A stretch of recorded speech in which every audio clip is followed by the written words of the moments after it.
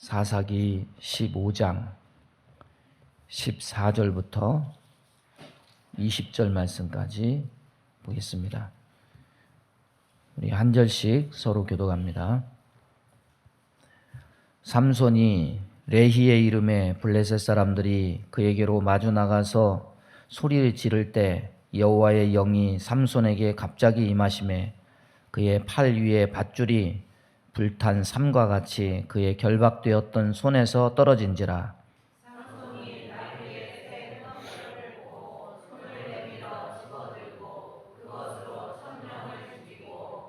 이르되 나귀의 턱뼈로 한 더미 두 더미를 쌓았으며 나귀의 턱뼈로 내가 1,000명을 죽였도다 하니라.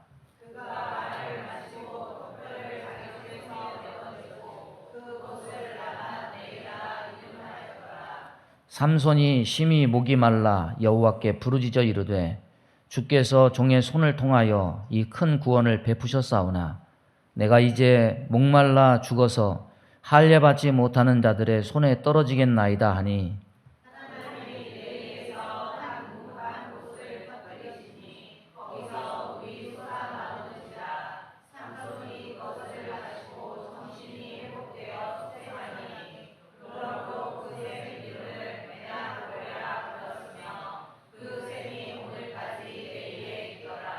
다 같이 합니다. 블레셋 사람의 때에 삼손이 이스라엘의 사사로 20년 동안 지냈더라. 아멘.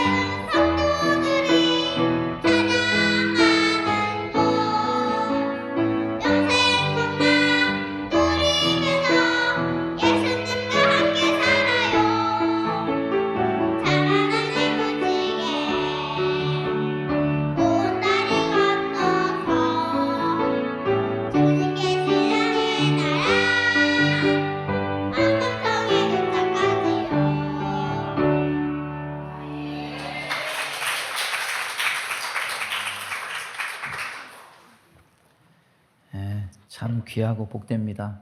너무 잘했습니다. 오늘 제목이 조금 발음하기가 낯설죠. 라맛 레히, 엔하골의 삼손의 나귀턱뼈 사건을 오늘 말씀하고 있는 내용입니다. 우리가 삼손 그러면 뭐 슈퍼맨 정도 그런 멋진 모습을 생각을 합니다. 그러나 삼손의 모습은 극단이 존재합니다. 우리가 흔히 생각하는 좋은 하나님의 일꾼 이런 모습과는 조금 그의 삶을 보면 거리가 멀고 여자 꽁무니만 따라다니고 하나님의 부르심과 나시른으로서 소명과 관계없이 살았던 방탕한 한 사람으로서의 일면이 있고 또 그렇지만 히브리서 11장 32절 보면은 그를 사사의 대표적인 인물로 등장시킨 것을 보면 그래도 믿음의 반열에 선 사사였다. 이것을 우리는 알 수가 있습니다. 우리가 삼손을 어느 정도 이해를 하려면 그 시대적 분위기와 배경을 좀 알아야 될 필요가 있습니다. 여러분 사사기 전체는 여호수아의 신앙에서 벗어난 다른 세대입니다. 그런데 삼손 시대는 사사기 시대, 사사 시대 안에서도 다른 시대와 또 다르게 차별된 부분을 갖고 있습니다. 왜냐하면 삼손 앞에 나오는 사사들은 이방 나라와 싸울 때 사사가 일어나면 나를 따르라 하면 이스라엘 백성들이 함께 일어나서 함께 싸웠습니다. 그러나 삼손 시대는 완전히 다릅니다. 이제는 백성들이 싸우지 않습니다.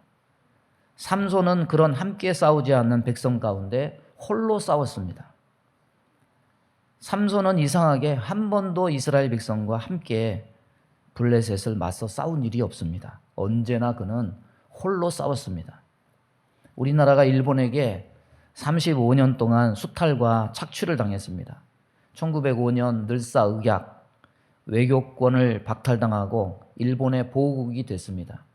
우리가 흔히 을씨년스럽다 이 말은 거기서 유래되었음을 우리는 압니다. 5년 뒤에 1910년에 경술국치 한일 병합이 되어서 완전히 주권을 잃어버렸습니다. 처음에는 3.1운동도 하고 저항을 했습니다. 그런데 1930년이 들어서니까 분위기가 달라집니다. 독립의 뜻을 두었던 많은 지식인들이 이제는 끝났나 보다. 이제 우리 민족에게는 소망이 없나 보다. 일본에 투항하고 협력자로 바꿔졌습니다. 그래서 일본의 대동아 전쟁에 협조를 하고 거기에 협력을 합니다. 20년 넘는 세월 저항하다가 이제는 소망이 없나 보다 해서 포기하고 일제 협력하는 협력자로 바뀝니다. 아마 이때 독립운동가들은 더 힘들었을지도 모릅니다.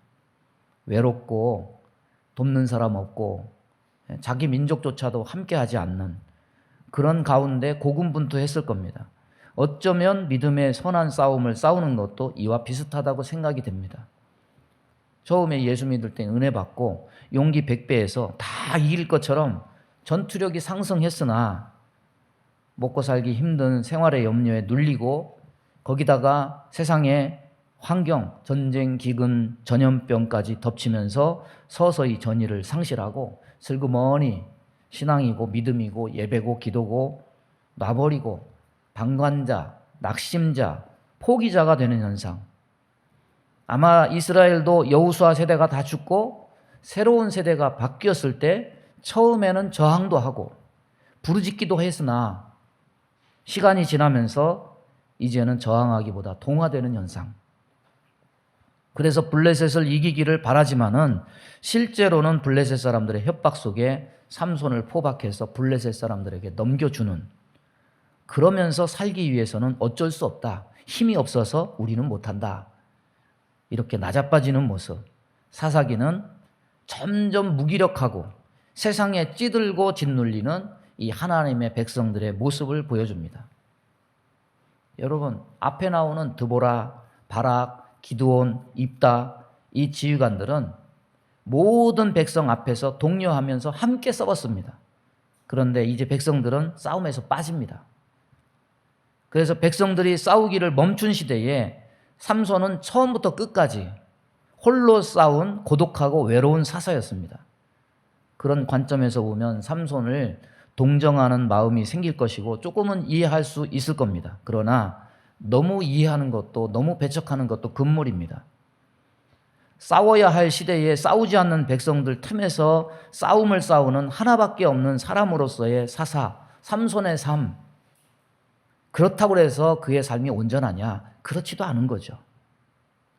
구약의 엘리야, 신약의 세례 요한, 홀로 싸우지만 그렇게 고고한 삶을 그들처럼 산 것이 아니기 때문입니다.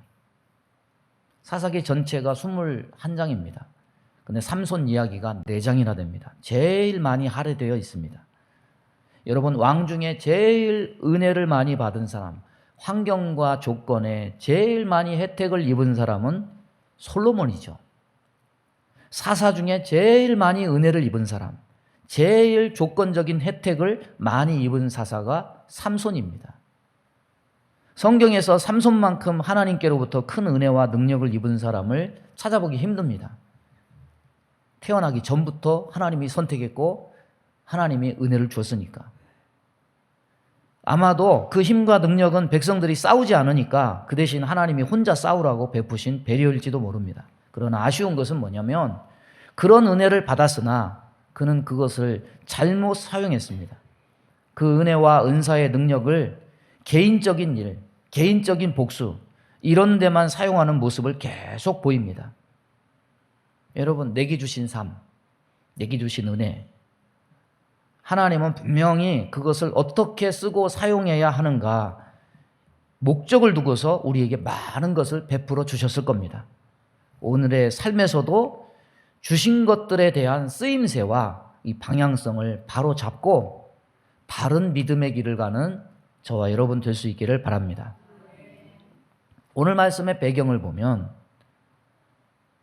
15장 1절 이하의 말씀을 보면은 밀 거둘 때에 삼손이 염소 새끼를 가지고 그의 아내를 찾아왔다 말합니다. 밀 거둘 때, 추수 때입니다. 얼마나 일손이 분주한 때입니까? 근데 자기 아내를 보러 왔다고 그랬습니다. 무슨 일이 있었느냐? 앞선 장을 보면은 삼손이 딥나의 여인과 결혼했을 때 수수께끼 사건이 있었습니다. 삼손이 낸 수수께끼를 블레셋 사람들이 그 딥나 여인을 협박해가지고 알아내서 삼손이 졌습니다. 이에 삼손이 분이 나가지고 다른 곳에 가서 블레셋 사람을 쳐 죽이고 진 값을 치르고 자기 집으로 돌아가 버렸습니다. 얼마의 시간이 흐르고 삼손의 마음이 좀 누그러지고 어린 염소 새끼 하나를 갖고 격분된 마음이 누그러져서 다시 아내를 찾으러 온 거죠. 그런데 그 아버지가 보여주지 않습니다. 삼손 아내를 그 사이에 블레셋의 다른 사람에게 넘겨버린 거죠.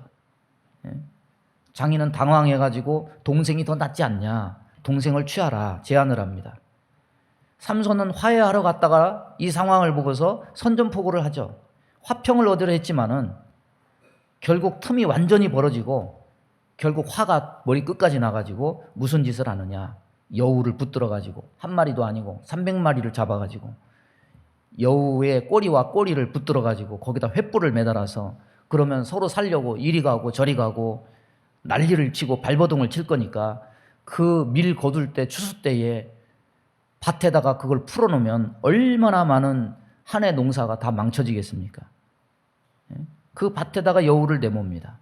한 놈은 이쪽으로 가려고, 한 놈은 저쪽으로 가려고 하고 서로 잡아당기니까 멀리 달아가지 못하고 이 밭에 불이 붙어서 150쌍의 불붙은 여우들로 인해서 이 블레셋 사람들의 밀밭, 포도원, 감람나무 모든 농작물들이 다 싹 불에 타버립니다.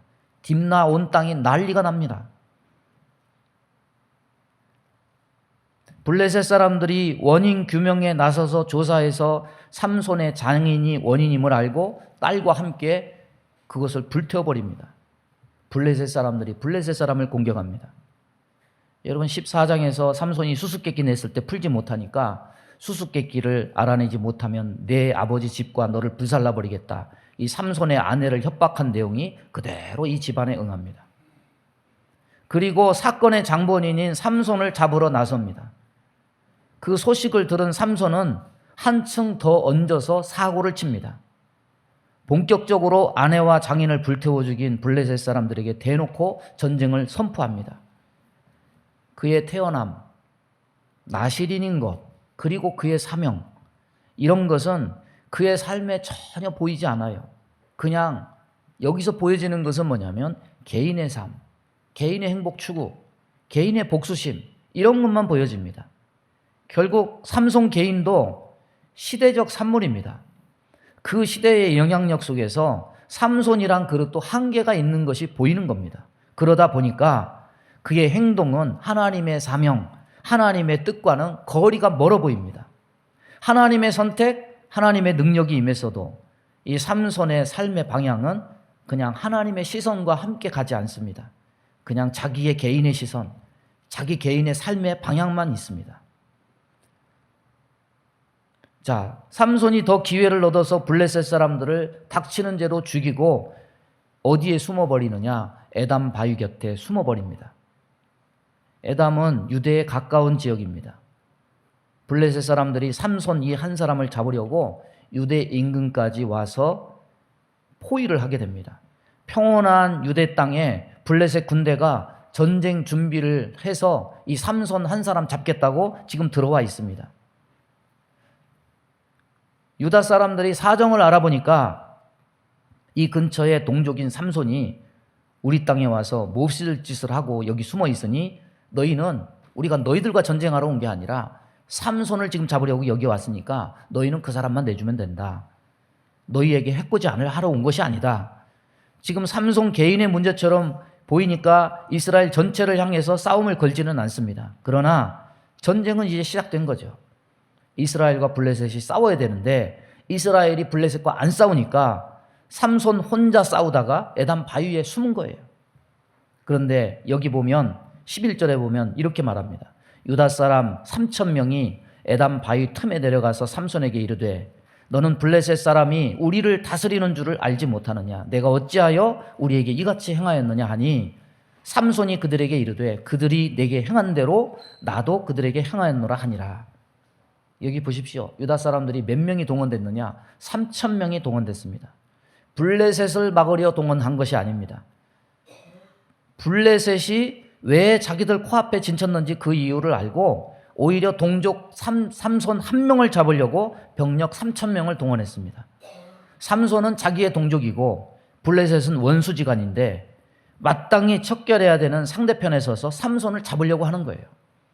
원래 그림대로 하면 이런 상황이라면 이참에 유다가 3,000명을 동원해서 블레셋과 맞설 생각을 해야 되지만 그런데 동족을 잡으려고 3,000명 병력을 풀어서 삼손 수색에 나선 겁니다.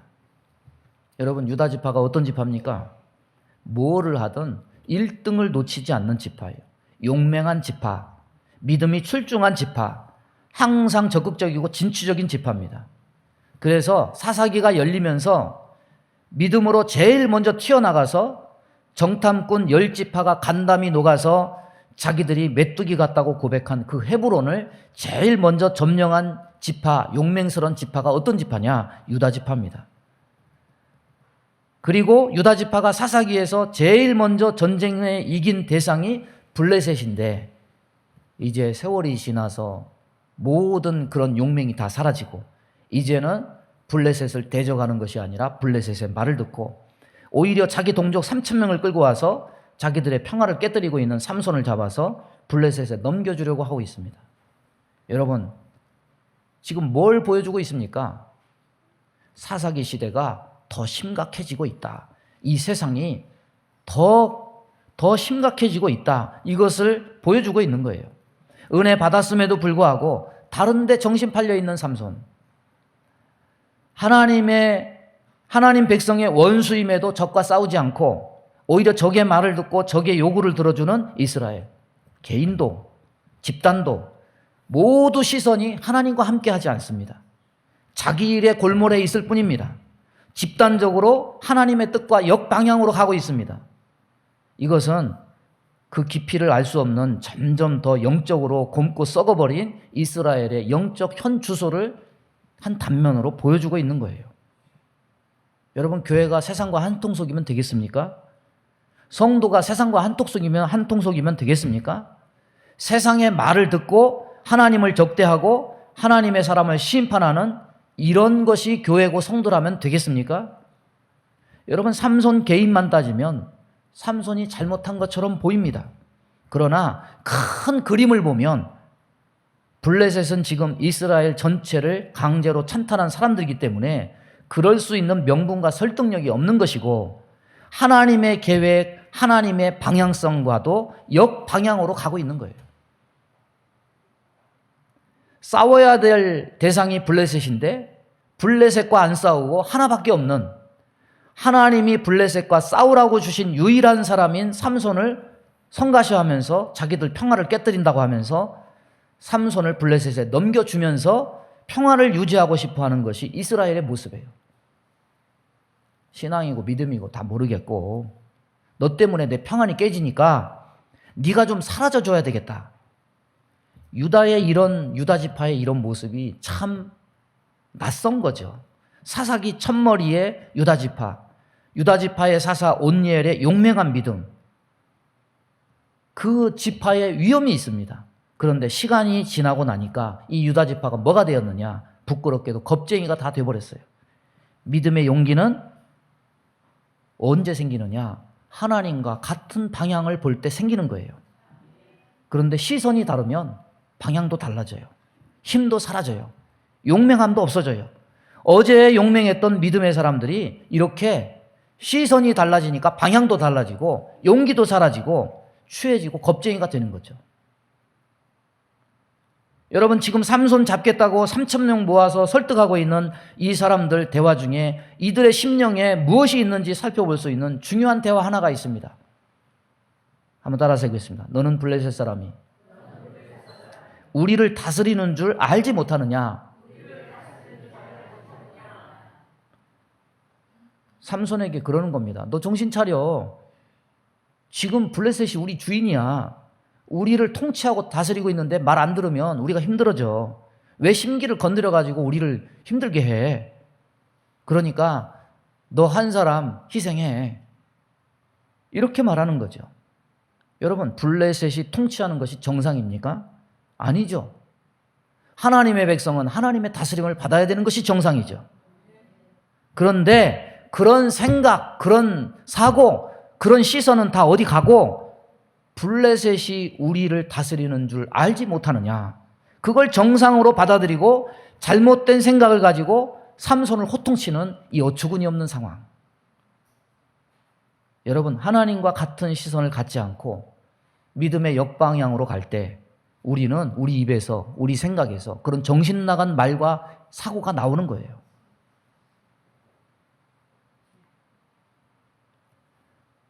과거 용맹했던 유다 지파가 지금 블레셋의 충년들이 되어서 이런 말을 하고 있어요.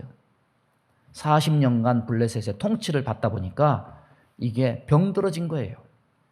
감히 블레셋에게 저항할 생각조차 갖지 못하고 동족을 잡아 넘기려면서 그것이 옳은 마냥 삼손을 책망하듯 말하고 있는 거예요. 사사기 혼돈의 시대입니다. 기드온에게 하나님이, 그 겁쟁이 기드온에게 하나님이 기드온의 300용사로 10만 명을 때려 부셨으니 얼마나 대단합니까? 하나님이 기드온에게 300용사로 미디안의 10만 군대를 쳐부수는 은혜를 주었더니 이 기드온이 그 은혜를 어떻게 씁니까? 자기 부귀 영화를 위해서 잘못 쓰는 선례를 보이죠. 참 그런 거 볼 때 마음이 괴롭죠. 삼손도 마찬가지예요. 하나님의 은혜를 개인의 복수, 개인의 행복을 위해 잘못 쓰는 모습, 기드온의 전철을 그대로 밟아요. 삼손은 은혜를 헛되이 쓰고 있고 이스라엘은 적을 동지로 여기고 동족을 적으로 여기고 있습니다. 이 방향은 다 역방향입니다. 하나님의 시선과 같지 않습니다. 저와 여러분의 삶은 어떻습니까? 아마도 주님 오실 때가 가까워 올수록 다 이렇게 될 거예요. 하나님과 같은 시선을 바라보지 않고 하나님의 뜻과 역방향으로 가고, 그러면서도 잘못된 것인 줄 모르고 집단적으로 지금 현실이 이러니까 어쩔 수 없어. 이게 맞아. 저 사람들이 우리를 다스려. 많은 사람들이 그 시대의 현실과 상황을 따라서 옳고 그름을 정합니다. 여러분, 옳고 그름은 우리가 정하는 게 아니에요. 옳고 그름은 하나님이 정하시는 겁니다. 하나님에게서 나오는 겁니다. 하나님의 시선과 같은 것, 하나님의 방향과 같은 것이 옳은 겁니다. 그것을 신뢰하는 것이 믿음입니다. 승리를 주는 담대함도 바로 거기서 나오는 겁니다. 코로나의 첫 시작에서 종식까지 걸린 시간이 3년 4개월이에요. 3년 4개월을 생각하니까 떠오르는 게 있어요. 엘리야 시대에 있었던 비가 안 오는 3년 6개월 동안 비가 안 왔다. 가뭄의 형벌 기간. 이 기간 동안 사람들의 생각과 사고를 지배한 시대 사상이 뭡니까? 안 된다. 가만히 있어라. 그래야 그나마 산다. 이거 아닙니까? 왜? 이때 많은 자영업자들이 폐업을 했죠. 사람 왕래가 없으니 서비스업은 거의 멸종에 가까운 그런 시대였습니다. 세상이 이렇다면 교회는 어땠습니까? 교회도 예외가 아니죠. 100만 명이 사라졌어요. 30명 이하의 교회는 다 문을 닫았다고 그래요. 모든 사람이 다 그렇게 말해요. 안 된다. 그냥 가만히 있어라. 그래야 산다. 그런데 우리 노예에 그 코로나 시기에 교회를 개척한, 안 된다고 하는 상황에 교회를 개척한 목사님이 3명이 있어요. 모두요 30대 젊은 목사님들이에요. 총회에서 2만 교회 운동을 해요.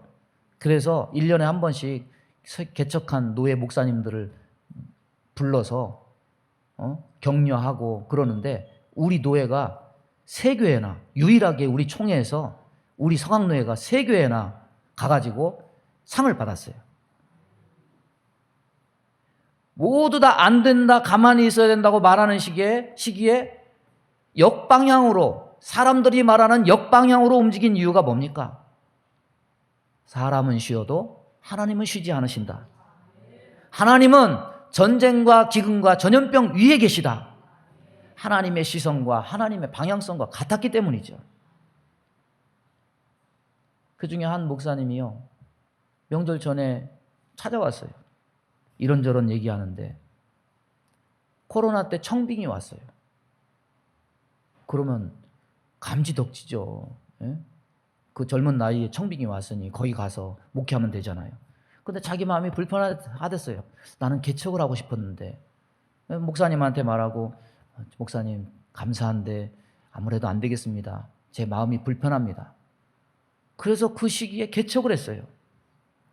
그 목사님이, 젊은 목사님이 개척한다고 그러니까 권사님 몇몇 청년이 목사님 개척하면 저 따라갈게요. 아니 오지 마세요. 섬기던 교회 계속 섬기세요. 가서 예배 시작하니까 자기 식구 4명 달랑 있으니까 온다고 그럴 때 그냥 못 이기는 척하고 그냥 할 걸, 후회도 됐대요. 1년 동안 그렇게 해서 몇 명으로 뿌린 줄 아십니까? 28명으로 뿌렸어요. 근데 그 성도가요, 남의 교회 성도 갔다 한 게 아니라 전부 전도해가지고 초신자예요. 가난한 성도, 기성 성도가 아니라 예수 믿은, 처음 믿은 초신자, 전부 그렇게 해서 전도해서 만든 거예요. 이 말을 들으면서 이 유다 지파의 말이 떠올랐어요. 너는 블레셋 사람이 우리를 다스리는 줄 알지 못하느냐. 3,000명 자기 종독들이 하는 말, 안 돼, 가만히 있어. 세상은 다 이래요. 그런데 그 목사님은 아니야, 그건 세상 사람들이 하는 말이고 하나님은 코로나 위에 계셔. 다 안 돼도 하나님은 돼. 이 목사님은, 이 개척한 목사님들은 하나님의 시선과 같았고 하나님의 방향성과 같았고 그것을 붙들었기 때문에 하나님이 그와 함께 하셔서 놀라운 일들을 나타나게 하시는 겁니다. 여러분, 환경과 상황이 코로나 때 시대정신을 만들어내요. 사람들은 하나님과 하나님의 시선과 방향이 아니라 다 전부 현실과 환경과 상황에 따라서 자기 생각과 시대정신을 만들어내요. 그러나 우리는 거기에 우리의 생각을 두면 안 됩니다. 환경과 상황과 현실의 생각을 두고 그것에 지배를 받으면 그냥 유다 지파처럼 그렇게 사는 거예요. 블레셋의 종이 돼서 살고 마는 거예요. 성경은 수많은 사람들의 죄를 보여줍니다. 그런데 그 죄 가운데 구원받아 승리한 사람은 어떤 사람이었느냐? 전부 다 믿음의 사람이었습니다. 믿음으로 사는 사람은 현실을 이깁니다. 믿음으로 사는 사람은 현실을 극복합니다. 우리는 성경에서 믿음의 선조들의 믿음 행전을 봐야 됩니다. 3년 6개월 가뭄 동안에 엘리야는 어떻게 했습니까? 심지도 않고 거두지도 않고, 물론 심을 수도 없고 거둘 수도 없는 상황이었습니다. 그런데 굶어 죽었습니까? 아니에요. 하나님이 까마귀를 보내서 사렙다 과부를 통해서 공개하게 해서 살았어요. 코로나 기간 동안은 어떻습니까? 어려움과 두려움이 있었지만은 이때도 하나님의 은혜는 우리 가운데 항상 있었습니다. 세상은 블레셋과 환경과 상황과 코로나가 다스리는 게 아니에요. 이 세상은 하나님이 다스리십니다. 이거를 잊어서는 안 됩니다. 블레셋 사람이 우리를 다스리는 줄 알지 못하느냐? 세상의 말이에요. 현실의 말이에요. 사람의 말이에요. 저와 여러분 여기에 설득되지 않기 바랍니다. 저와 여러분의 시선과 가는 방향이 하나님이 나와 함께 하신다. 하나님의 시선과 하나님의 말씀과 하나님의 방향, 말씀이 가리키는 방향과 온전히 맞아 떨어지는 은혜가 있기를 바랍니다.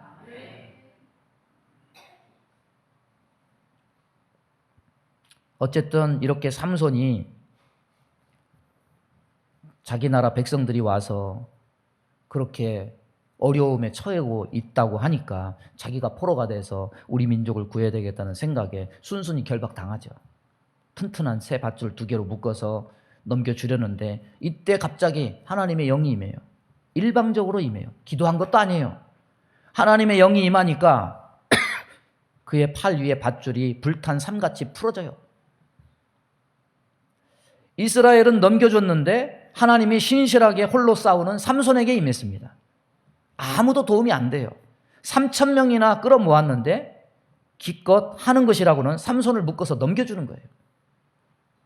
삼손이 밧줄에 묶여서 레이까지 오니까 블레셋 사람들이 좋아가지고 저놈 죽여라 뛰어나옵니다. 변변한 무기가 없던 삼손이 근처에 나귀의 새턱뼈가 있는 것을 보고 그것을 집어 들고 몰려오는 블레셋 병사를 무려 혼자 1,000명이나 쳐 죽입니다. 온전한 무기라고 하기에는 어려운 이 턱뼈 하나로 중무장한 병력 1,000명을 죽이는 것 대단하죠. 여러분 그때라도 유다지파 3,000명이 좀 합세해서 전쟁을 했으면 다른 그림이 그려질지 몰랐지만은 여전히 3,000명은 참여하지 않아요. 삼손은 홀로 싸웠어요. 자기 백성은 사사와 함께 싸우지 않는데 하나님은 이때 홀로 역사하십니다. 삼손을 들어 쓰십니다. 참 대단한 역설이죠.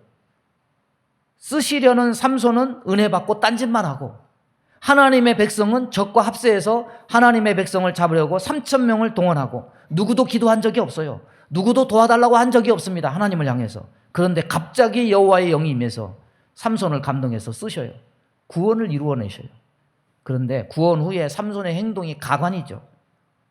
삼손이 승리에 도취해서 시를 씁니다. 나귀의 턱뼈로 한 더미, 2더미를 쌓았으며 나귀의 턱뼈로 내가 1,000명을 죽였도다. 여러분 이 시를 가만히 보면 시의 스타일에 하나님께 영광을 돌리니라, 하나님께 감사하니라, 하나님을 찬송하니라, 하나님의 전능하심을 노래하니라 뭐 이런 거 없어요. 그냥 자아도취형 시를 고백해요. 자기가 무슨 그리스 신화의 헤라클레스 영웅인 것처럼 착각을 합니다. 이것이 어떻게 보면 삼손의 영적인 상태이기도 해요. 그런데 이 결과는 삼손이 힘이 센 결과도 아니고 삼손의 지혜로 된 것도 아니고 하나님의 영이 임해서 그게 가능했는데 그는 자아도취적인 시를 쓰는데 머물지 않고 그 현장의 이름까지 자기를 기념하는 그 이름으로 바꿔요. 그게 뭐냐? 라맛 레히다. 예? 턱뼈의 단이다. 턱뼈의 무더기다. 내가 이것을 했다 이거죠. 나귀 턱뼈 하나로 블레셋 1,000명을 죽였으니까 야 이거 대단한 거 아니냐? 이거 기념비적인 거 아니냐? 자기가 그렇게 스스로 자기가 자화자찬하고 있는 거예요.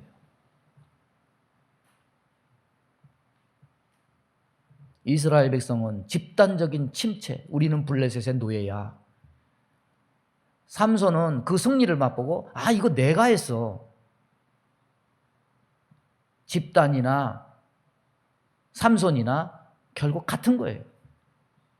이때 삼손에게 신체의 생리적 변화가 일어납니다. 갑자기 목이 말라서 여호와께 부르짖어요. 근데 이 장면이 코미디와 같아요. 방금 전까지 내가 1,000명을 죽였다고 시까지 쓰고 이름까지 바꿨어요. 영웅적인 서사시예요. 그런데 그 영웅도 물은 마셔야 살아요. 그래서 바로 목이 마르니까 그때서야 눈이 열려지고 의식이 열려져 그제서야 하나님께 부르짖어요. 이것은 뭡니까? 승리 도취에 빠진 현장에서 정신 빠진 삼손에게 하나님이 일침을 가하는 거예요. 하나님이 우묵한 곳을 터쳐 물을 내심에 그곳 이름을 에낙고레라 하니라. 이 무슨 말입니까? 부르짖음의 셈이다. 따라서 보겠습니다. 부르짖음의 셈.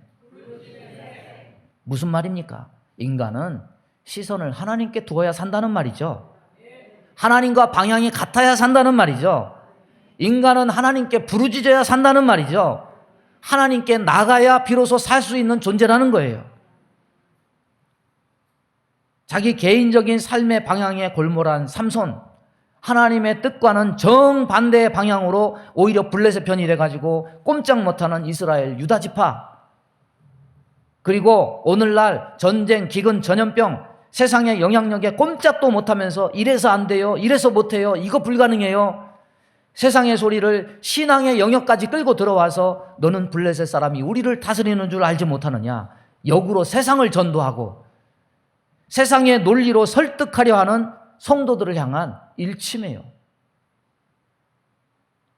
우리는 조금만 분리하면 지금 몰라요? 지금 이 코로나 상황 몰라요? 지금 내 형편 몰라요? 블레셋 사람이 우리를 다스리는 줄 몰라요? 이런 말을 해대고 조금만 잘하면 나귀 턱뼈로 내가 1000명을 죽였어요. 스스로 영광에 도취해서 라만 레히다, 자기 영광에 도취하는. 에나꼴에는 이런 왜곡된 우리의 생각과 사상에 경고를 울리는 말씀입니다. 삼손아, 정신 차려라. 이스라엘아, 너희 적이 누구냐? 너희는 누구고 하나님은 누구시냐? 너희는 하나님과 관계 속에서만 존재가 가능한 사람들이다. 하나님과 소통하고 하나님과 연결되어야만 살 수 있는 사람들이다. 그러니까 하나님과 시선을 맞춰라.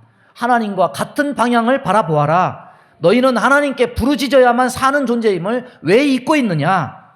하나님께서 지금 말씀하고 있는 겁니다. 말씀을 정리합니다. 유다는 블레셋 포로가 되어서 기가 죽어 살았고, 삼손은 홀로 나귀 턱뼈 하나로 1000명을 죽이고 우쭐했습니다.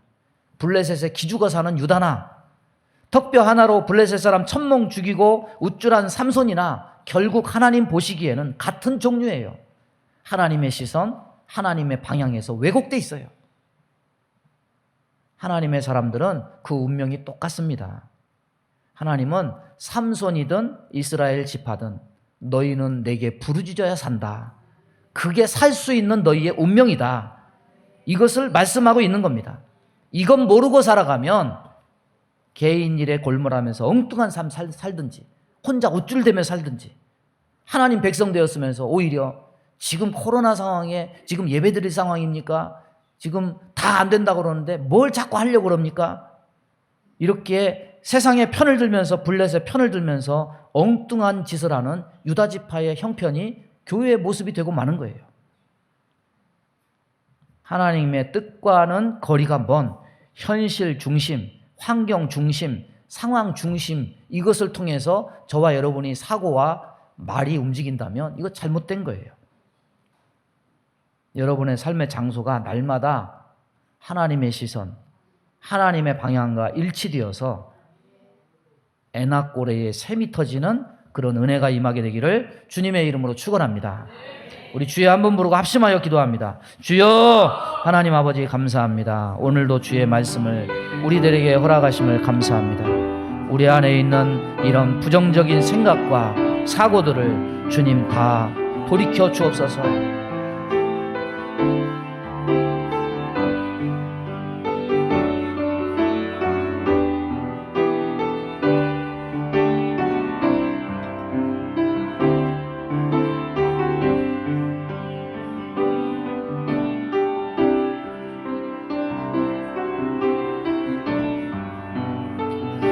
감사합니다. 예수님의 이름으로 기도하옵나이다.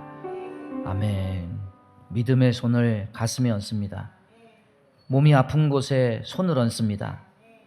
하나님, 날마다 말씀을 들으면서도 우리의 시선은 달라져 있고 우리의 방향이 삐뚤어져 있습니다. 개인도 마찬가지고 집단도 마찬가지입니다. 시간이 지나면 우리의 의지는 풀어지고 우리의 갈 길이 왜곡되고, 이게 바로 인간의 모습이고 인간의 죄성입니다. 하나님, 이런 가운데 하나님의 영이 임해서 아버지 에나꼬레의 샘이 터지게 하셔서 부르짖어야 산다는 그 말씀을 우리에게 허락하심을 감사합니다. 하나님, 우리 개인이 어떻게 살고 있습니까? 우리 교회가 어떤 방향으로 가고 있습니까? 하나님, 우리의 모든 판단이 현실과 전쟁과 기근과 전염병과 세상에서 나오지 않게 하여 주옵소서. 하나님의 말씀에 기반한 신앙이 되게 하여 주옵소서. 믿음의 담대함을 갖게 하여 주옵소서. 헤브론을 점령한 유다 지파와 같이 그런 갈렙과 아버지 여호수아처럼 그런 믿음을 가지고 모든 것을 정복해 나가는 믿음의 백성 다 되게 인도해 주옵소서. 아버지, 이렇게 절망 속에 빠져 있어도 블레셋이 다스리는 것이 아니라 하나님이 다스린다고 고백하는 성도들 되게 해 주옵시고, 내가 모든 것을 행해서 능력이 있고 힘이 있어도 이것을 내가 했다고 교만하지 않는 성도들 되게 인도해 주옵소서. 온전히 우리가 개인이든 교회든 항상 하나님 앞에 겸손하여 하나님께 부르짖어 간구하여 하나님의 응답을 받으며 날마다 하나님을 체험해가는 성도들 다 되게 인도해 주옵소서. 우리 마음 가운데 원망, 불평, 시기, 질투, 미움, 다툼, 이간질하며 불순종, 불신앙케 하며 불안, 초조, 염려, 근심, 두려움을 주는 모든 어둠은 다 떠나갈지어다. 불신과 세상은 다 몰아내 주옵시고 아버지, 믿음의 말씀과 은혜와 성령으로 우리 심령을 채워 주옵소서. 몸이 연약한 곳에 손을 얹고 기도합니다. 손을 얹은 곳마다 보혈로 씻어 주옵소서. 성령의 불로 태워 주옵소서. 예수 이름으로 명하노니 모든 병만은 다 떠나갈지어다. 영육간의 강건해서 하나님 주신 좋은 조건으로 우리가 헛되이 삼손처럼 그렇게 방탕하게 살지 않고 하나님 말씀에 붙들려 살아서 하나님께 영광 돌리는 귀한 백성들 다 될 수 있도록 복을 내려 주옵소서.